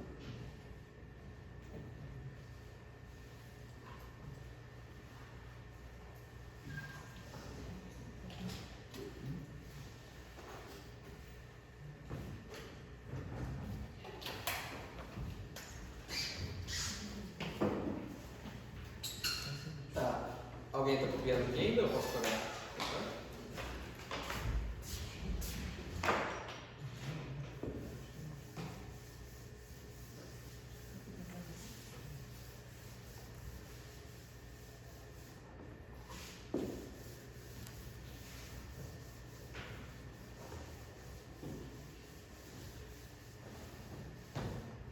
Tá, esse exercício tem carinha de que é muito importante para uma prova, tá? Tipo assim, já vi exercícios muito parecidos com esse.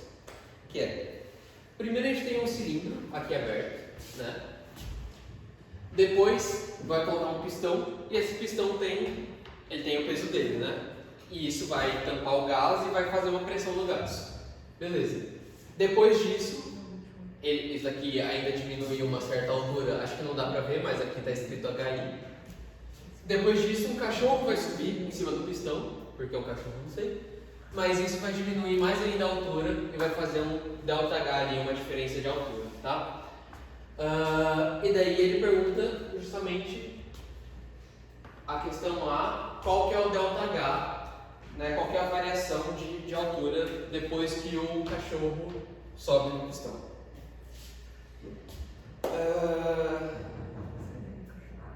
Tá. Então, primeiro a gente vai usar a mesma coisa que a gente usou, que é PV sobre T constante. Tá? Porque isso a gente vai ver do primeiro estágio para o segundo estágio, quanto que variou de pressão, tá? Desculpa, quanto que variou de volume. A gente vai ter aqui P1 e V1. Ó, vamos fazer o seguinte. Acho que não é de bom tom eu desenhar no slide, né? Mas vamos chamar isso aqui do estágio A, isso daqui de B e isso daqui de C, tá? Isso aí de cachorro. A gente vai ter PA, VA sobre TA é igual a PB, VB sobre TB. Beleza. Uma coisa que é legal é que o pistão, ele é sempre, quer dizer, o cilindro ali, o recipiente que está contendo gás, ele é sempre o mesmo. Então, o que é o volume aqui do gás dentro desse recipiente? O volume, ele vai ser a área da base vezes a altura, né? Justo. A área da base sempre vai continuar a mesma do cilindro, o que vai diferenciar é a altura. Então vamos escrever isso como PA vezes A vezes...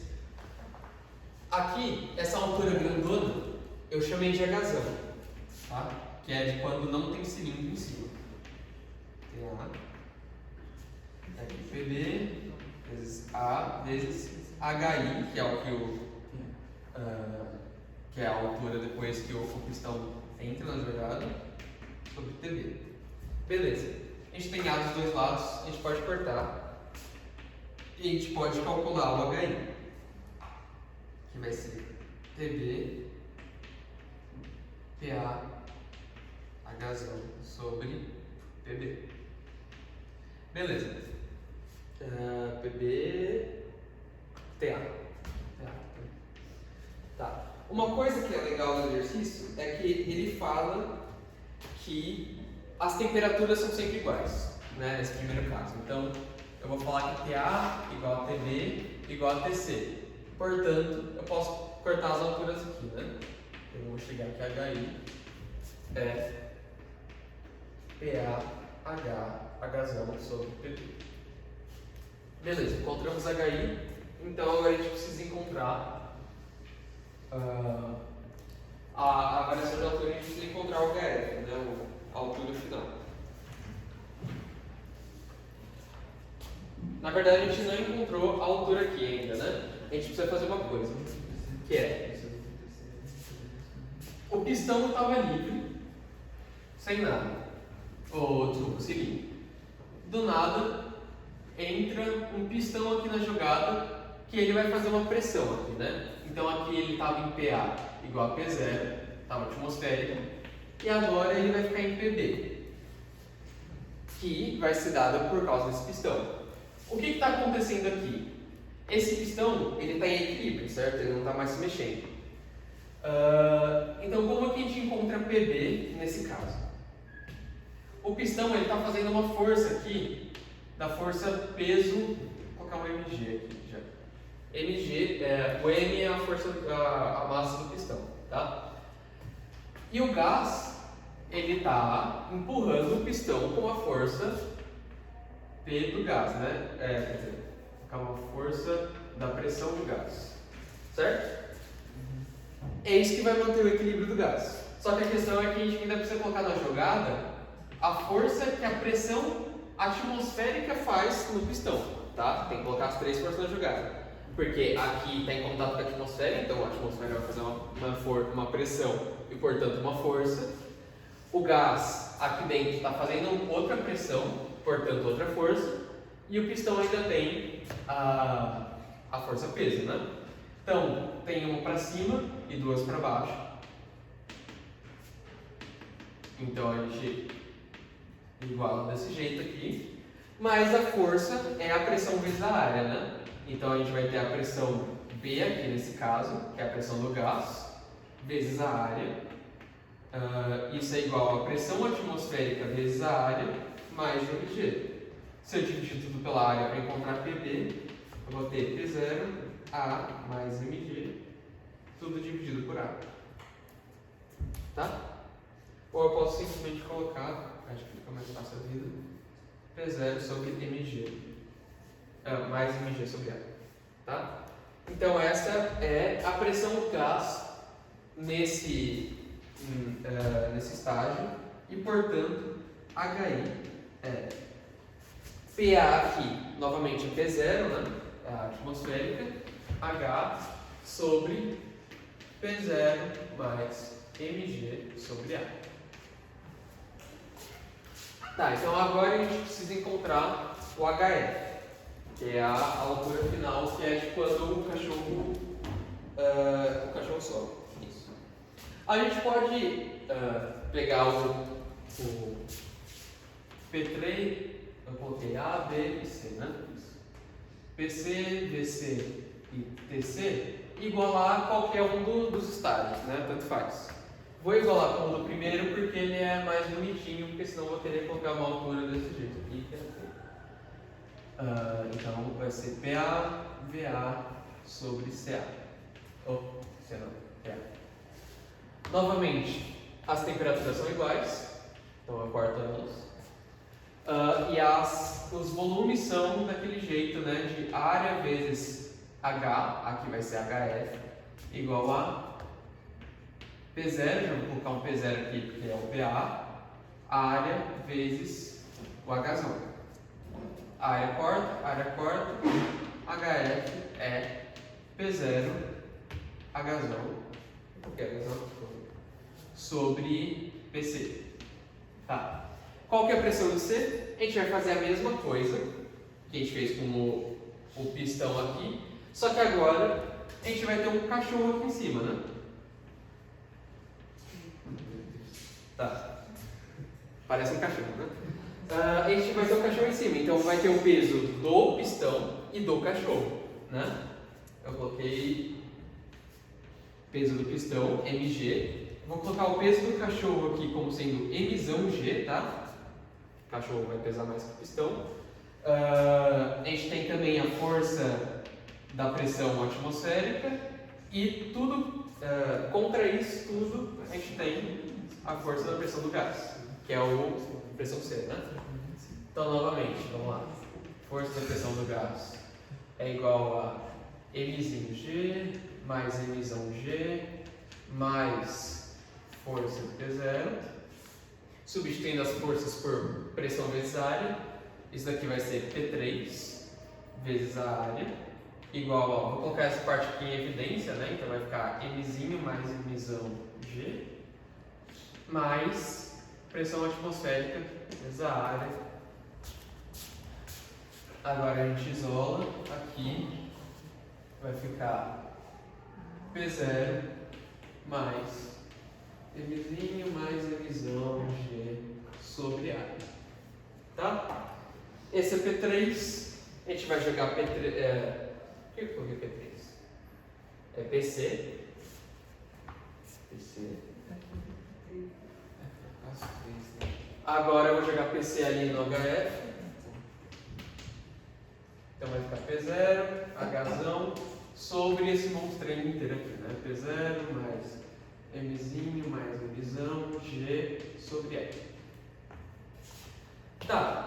Se eu quero encontrar o ΔH, e o ΔH é a diferença dos H's, né? O H final menos o H inicial, então eu só subtraio eles, né?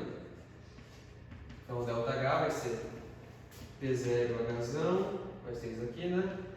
P0 mais mzinho mais mzão G sobre A menos ali P0 Hzão sobre P0 mais mzinho G sobre A.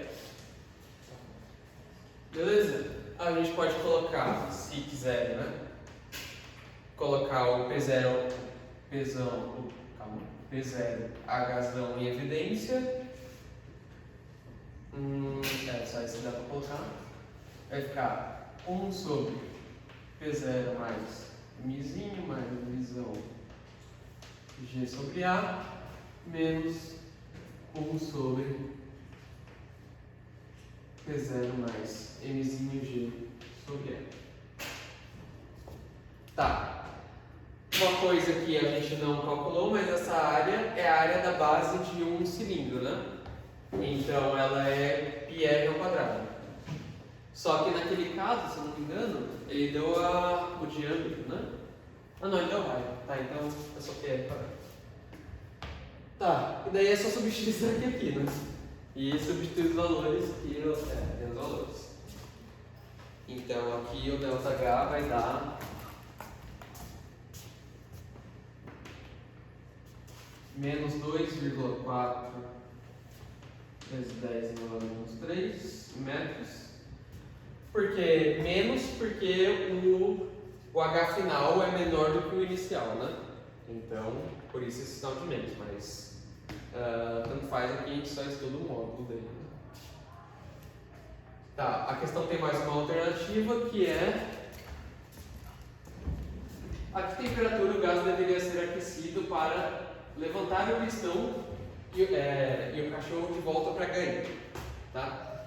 Então, ele está perguntando que temperatura eu precisaria ter para que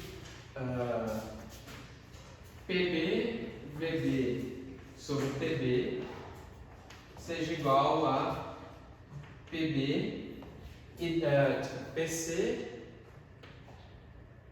É isso? PC, daí aqui seria VB, né? Porque eles estão na mesma altura, sobre TC. Nem pode cortar. Oi? Pode cortar os volumes. Sim, pode cortar os volumes, exato. E daí aqui ficaria, ele pede temperatura C, né? Então, TC vai ser, joga isso aqui para cá, fica PC, TB sobre PB, certo? É esse aqui. E daí é só substituir o PB e o PC que a gente já tem, né?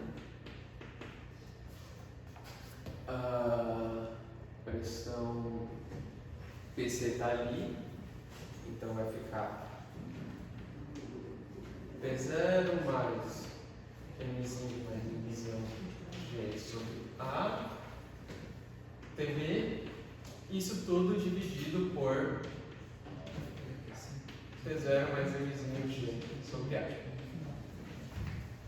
Isso aqui vai dar TC. Uma coisa que é muito importante, tá? Quando você estiver mexendo com gases por mais que a temperatura tenha sido dada em Celsius, você usa em Kelvin, tá? Isso muda muito os resultados.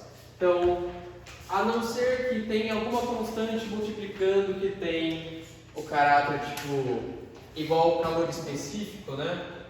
Que é o calor específico geralmente tipo Joule por quilograma Kelvin. Se ele tiver quilograma Celsius aqui, no calor você pode usar temperatura em Celsius, que tanto faz. Para gases ideais, se você estiver tratando com gases, você usa em Kelvin, tá? Porque isso vai mudar bastante os seus resultados. E aqui, se a gente usar aquele TB ali em Kelvin, a gente vai chegar aqui em 294 Kelvin na resposta. Se eu não usasse em Celsius, eu ia chegar... Quer dizer, se eu usasse em Celsius, eu ia chegar a uma resposta completamente diferente. Beleza?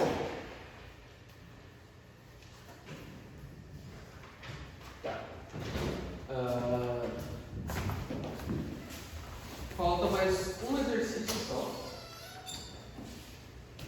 Mas que é rapidinho. Que é sobre calor. E um exercício desse com certeza vai cair na prova, caiu na minha, caiu na várias pessoas que eu conheço já. Que é sobre temperatura de equilíbrio. Que é justamente o que a gente já fez na parte de dilatação térmica, né?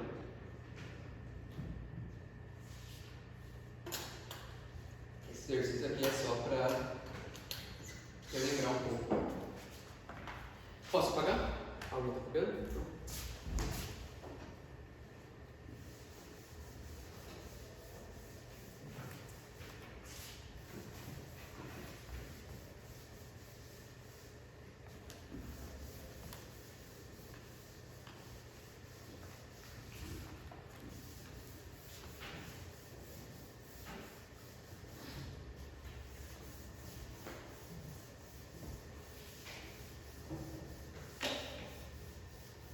Uma coisa que vocês devem ter percebido é que, eu não sei como vocês fazem os cálculos de vocês, mas eu sempre prezo por deixar as variáveis até o final, mesmo que fique aquele monstrengo e eu substituo os valores no final.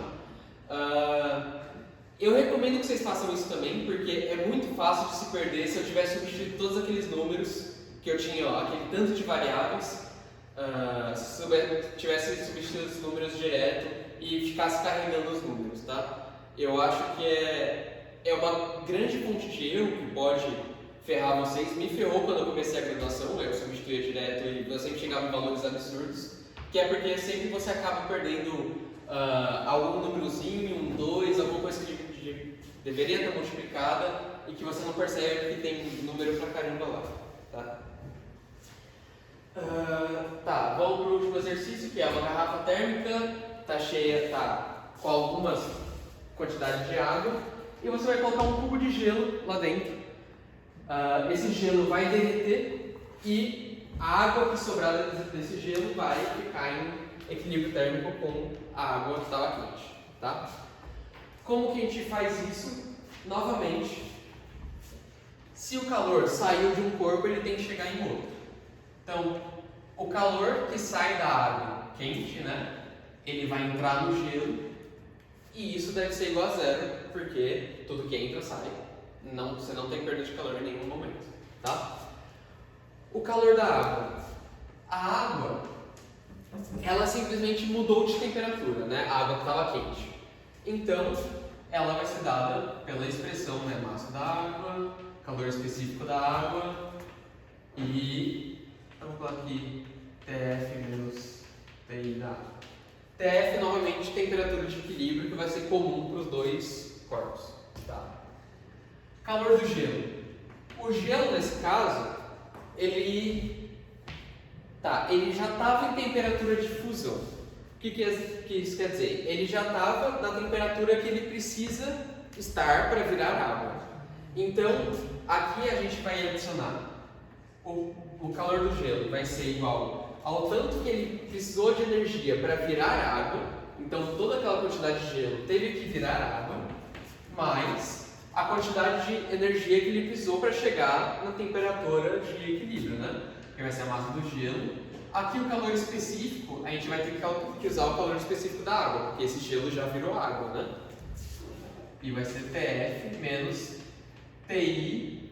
Aqui, como o gelo acabou de virar água, ele estava em 0 graus, certo? Essa é a temperatura do gelo. Então aqui eu já vou colocar um 0, né? Depois eu vou tirar. O que acontece se esse gelo não tivesse na temperatura que ele precisava para virar água? A gente teria que adicionar um termo aqui que seria Mg, Cg e o tanto que ele teve que... esse daqui é o tanto de energia que ele teve que receber para chegar no ponto de virar água, né? Então ele estava numa temperatura inicial aqui, ele vai chegar em 0 graus, que é a temperatura de fusão, e é essa energia inteira. Então perceba que o gelo tem um calor específico próprio do gelo, mas isso só se ele estivesse em outra temperatura, né? Como ele já está na temperatura de fusão, a gente não precisa adicionar esse termo. Tá, então aqui simplesmente só somar as equações, né?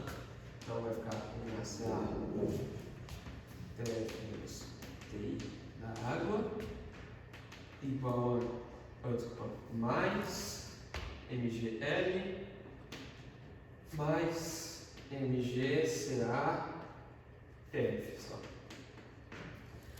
Tá, se eu quero... isso aqui é igual a zero, né? Se eu quero descobrir então a temperatura de equilíbrio, eu vou precisar isolar esse TF, né? Então eu vou colocar em evidência, tem esse termo, MGCA. Tem esse termo e tem esse termo aqui, né? Mais MACA. Daí vai ficar isso menos MACA, temperatura inicial da água, mais MGL, né? Isso é igual a zero. Então agora eu passo essa parte aqui para o outro lado e vou jogar essa parte dividindo, né? Então TF vai ficar MACA, temperatura inicial da água, menos MGL, tudo isso dividido por MGCA mais MACA. Beleza? Então aqui ele deu a... Tá, importante. A gente não tem a massa da água, né? Ele deu a quantidade de água que está dentro da garrafa térmica e, se eu não me engano, o exercício que eu peguei não tinha dado, mas eu coloquei aqui adicional a densidade da água, esse ρA, tá? Se a água... Isso é uma coisa que vocês têm que lembrar. A água é fácil de lembrar que é 1 grama por centímetro cúbico, né? Então, se a água tem uma densidade de 1 grama por centímetro cúbico e ali você tem 130 centímetros cúbicos de água, então você vai ter 130 gramas de água, né? É uma regrinha de 3 aqui, mas mais fácil de fazer. Então a massa da água vai ser esses 130 gramas, tá? Mas lembrem-se de que aqui, ó, o calor latente ele está em joules por quilograma. Se aqui está em joules por quilograma, tudo tem que estar em quilograma também, para somar na equação direito, né? Se você deixar algumas coisas em grama, algumas coisas em quilograma, você pode acabar se estabanando porque vai complicar aí a situação. E aqui, o calor específico da água, ela está em termos de Celsius. Então a gente pode deixar a temperatura em Celsius, que não vai fazer diferença, né? Quer dizer, a gente tem que colocar a temperatura em Celsius. Essa temperatura inicial da água. E daí, essa aqui é a equação final, né? E se a gente resolver isso, colocar os valores certinhos, vai dar o resultado. Tá? Então, esses foram os exercícios que eu separei. E daí já chegou, acho que em 2 horas, né? Ou quase isso. Eu espero que vocês tenham gostado. Se vocês não gostaram, vocês podem me falar depois, me dar um feedback, alguma coisa assim. Eu gostaria bastante disso. Mas agora é isso, agora é estudar e boa sorte para a prova, né? Se vocês tiverem, novamente, se vocês tiverem alguma dúvida que eu possa resolver, seja rápido para resolver e tudo mais, ou alguma dúvida sobre os exercícios que eu resolvi aqui, por favor, me mandem um e-mail, tá? Aqui está meu e-mail. Se vocês quiserem ver de novo a aula que está sendo gravada, ela vai ser colocada no YouTube pela Brenda. Chamem ela no Instagram depois, ou acompanhem no Instagram depois, que ela vai colocar com certeza alguma coisa lá que vai levar para a gravação. E as notas de aula também vão estar lá. Tá? É isso, boa sorte para vocês. Valeu.